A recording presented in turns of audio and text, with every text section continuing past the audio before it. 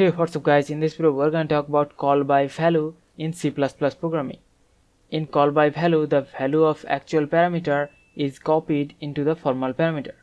Like in example, whenever we are calling the function and passing the actual parameter, in that case the value of the actual parameter is copied to the formal parameter, and any changes we make to the formal parameter will have no effect back to the actual parameter.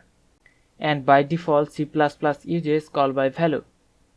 So in this example program we have one integer variable a with one initial value as 100, and then we are calling the change function to change the value of the a to a new value which is 200, and then we have used the cout to print the value of the variable a.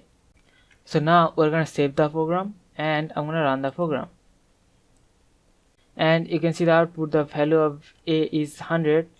So the value of a has not been changed after calling the change function.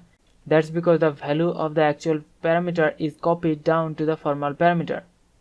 So any changes we make to the formal parameter will have no effect back to the actual parameter, and that's why the initial value of a is unchanged after calling the change function.